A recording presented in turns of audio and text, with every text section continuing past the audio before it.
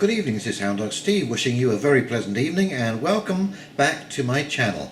And this evening I have another letter from Zero Hedge, again by Michael Snyder, from the Economic Collapse blog, and it is about the media and the media doing your thinking for you.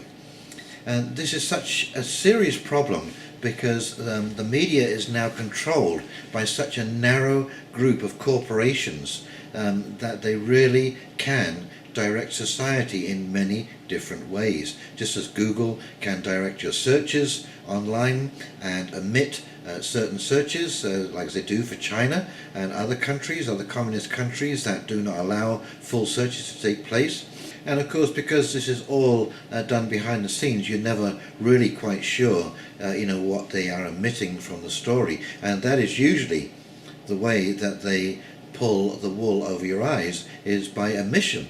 The media is such an amazing tool. They can make things seem big, they can make things seem small, they can make large things seem small by not reporting them. They can make small things seem large by over-reporting them. I've seen pictures when there was riots in Greece, when they had their financial problems. CNN was running basically a 10-minute loop of the same people walking down the same street.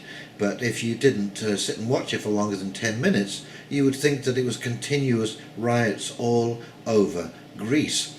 And of course this gives you a particular kind of feeling. It makes you wonder, you start fearing about the collapse of society, and so you start maybe being more diligent at work, or more concerned, or you worry more, or whatever it is. But most of what is going on is to either sell you something, to distract you, or to normalize new behavior. And I remember seeing a clip of an episode. Actually, I don't watch television myself, but it was border guard or border crossing or something. Anyway, there was a man and a woman, both lawyers. They're having a discussion. They're going across the street to go and get something from the deli, and so on the corner by the traffic lights is this honking great soldier, dressed up in full battle dress, with Kevlar vest, machine gun at ready. And as they're standing at the traffic lights waiting to cross, he comes over to her and nonchalantly says, "Excuse me, ma'am," and opens the bag and starts raking around inside, and she doesn't even stop her conversation. So this is normalizing the idea of having fully armed soldiers on the street, and they can rifle through your stuff, that you've lost all kind of personal privacy rights in the process. And people watch this. You see, the very clever way that they do this is they put it in to the background. The story was about what the man and the woman were talking about, because they were discussing a case that was taking place, and the soldier and the ruffling through her bag is part of the background, the ambience.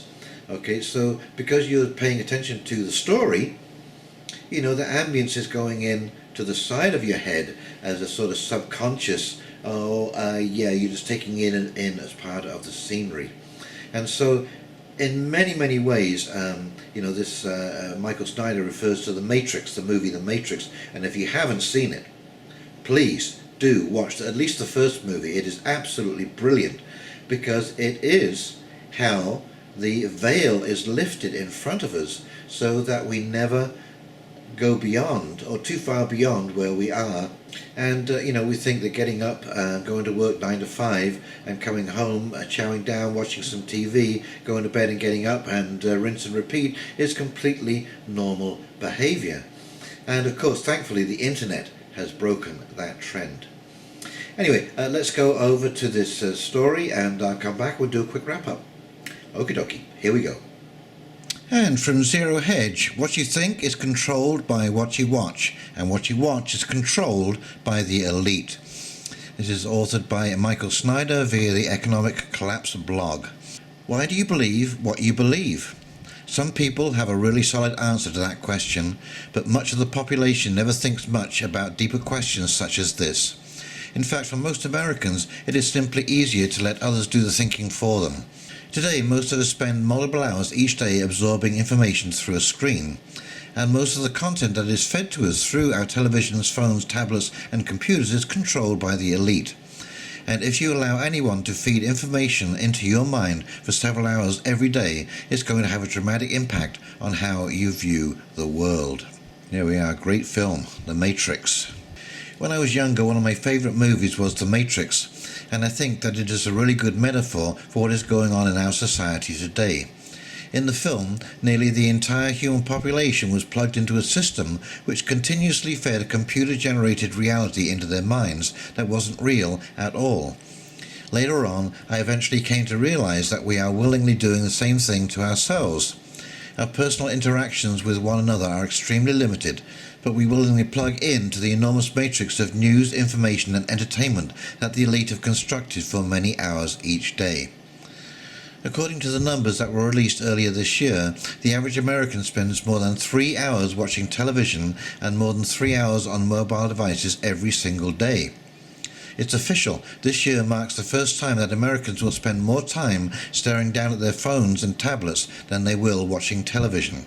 The average US adult will spend 3 hours and 43 minutes a day on mobile devices this year, according to eMarketer Inc., which is 8 minutes longer than the 3 hours and 35 minutes that we spent in front of the TV. If Americans from previous generations could visit our society right now, they would probably be horrified that we are all constantly staring at our screens like some sort of zombies. And perhaps it wouldn't be so bad if we were feeding our minds healthy things, but instead most of what we are absorbing is garbage that has been produced by the elite. Today, nearly all of the news, information and entertainment that Americans consume is produced by a small cluster of giant corporations. The following summary of the current state of affairs comes from Wikipedia. In the United States, movie production has been dominated by major studios since the early 20th century. Before that, there was a period in which Edison's trust monopolized the industry. The music and television industries recently witnessed cases of media consolidation, with Sony Music Entertainment's parent company merging their music division with Bertelsmann AG BMG to form Sony BMG, and Tribune's the WB and CBS Corp UPN merging to form the CW.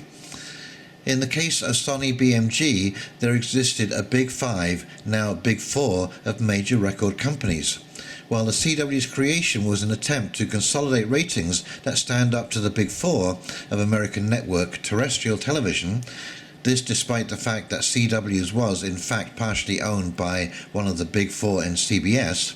In television, the vast majority of broadcast and basic cable networks, over 100 in all, are controlled by 8 corporations. Fox Corporation, the Walt Disney Company, which includes the ABC, ESPN, FX and Disney brands, National Amusements, which includes CBS Corporation and Viacom, Comcast, which owns NBC Universal, AT&T, which owns Warner Media, Discovery, Inc., EW Scripps Company, Cablevision, now known as Altis USA, or some combination thereof. When you have an almost total monopoly on news, information and entertainment, it's not too difficult to manipulate a society. At this point, most of the population is made up of extremely pliable NPCs. NPC stands for non-player character, which is a background character in a computer game, that are more than happy to go along with whatever societal norms are set by the elite. The term sheeple has been used to describe those that allow the elite to do their thinking for them, and we need to do what we can to help those individuals wake up and to get them to start thinking for themselves. Let me give you an example of the immense power of the media.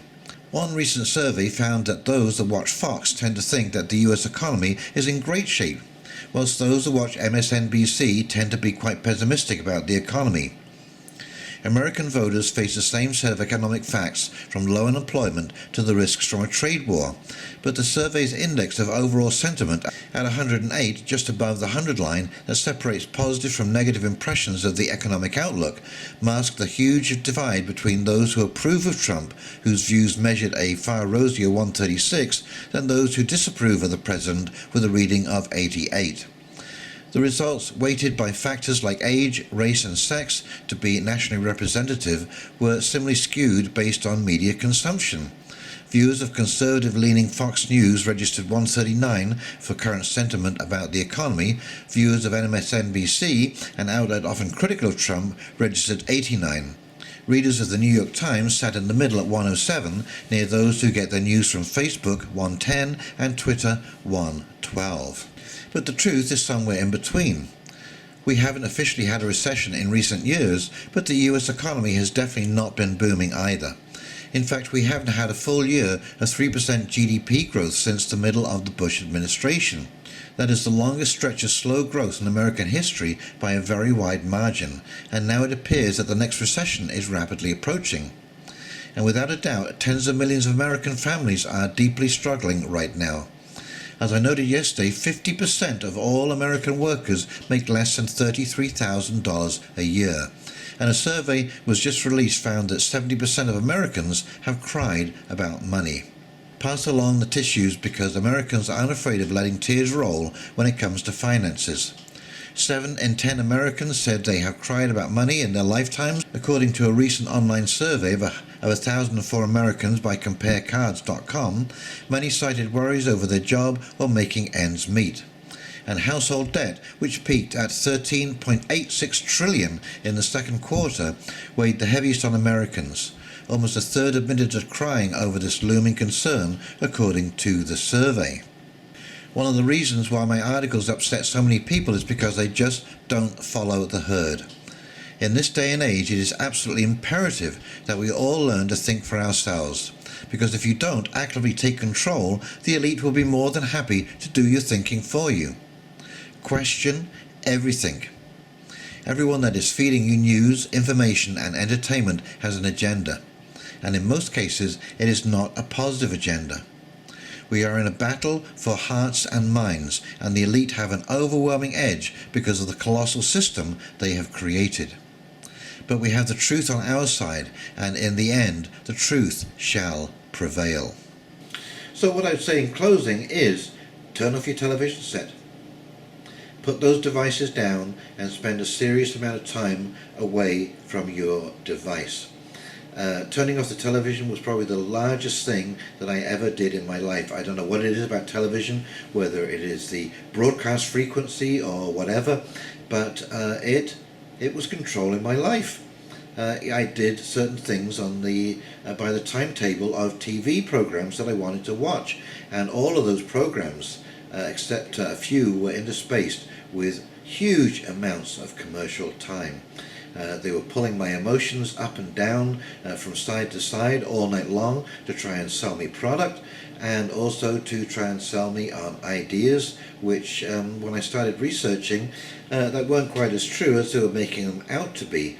And so now I get all of my information off the internet, and I found this is a much different medium for receiving information because I can track down specific pieces of information.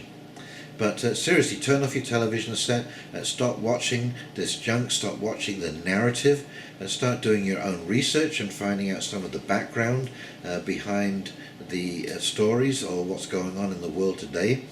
And, just as an example of how powerful the media is, look at Donald Trump.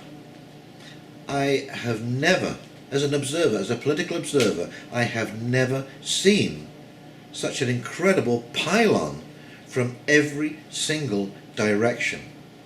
I mean, it is just absolutely incredible the amount of energy that the press and every other kind of media presentation, from Hollywood to, well, maybe not Twitter, but is against President Trump. And of course, one of the interesting things that he is doing through the skillful use of Twitter and tweets is absolutely destroying the voice of the elite. Where this will lead, I don't know, but he has so discredited these news outlets as being fake news, and it is, I mean, I think we all knew it was going on, but he is the one who's given everyone permission to call it fake news and to see it for what it is, and maybe this is why they're all screaming at Donald Trump, because he is breaking that monopoly and he's breaking the narrative. And who knows what will come out of that? Who knows what other narratives that have been suppressed by the mainstream media, or the lamestream media I'm calling, or the legacy media. Who knows what stories have been suppressed, just like who knows what technology has been suppressed in history. And we all know that there is a really good chance that corporations that had advanced technology suppressed it to make money and to control the population. So who knows what narratives are being suppressed? Who knows what truths are being suppressed that we never even knew existed?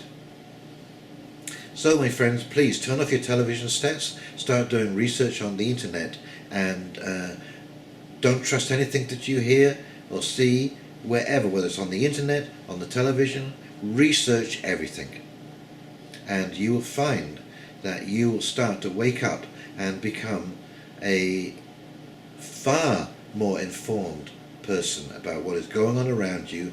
And if you are better informed, you can make better decisions. And if you make better decisions, obviously your life is going to improve. So please take the time, do the research, and it's going to be shocking. It is going to be shocking. It's taken me 18 years to really get my head around some of the things that are going on today, because, well, I was so naive. Well, you know, not completely naive, because I knew something was going on, but the depth and breadth and the planning and the organization behind it, I had no idea.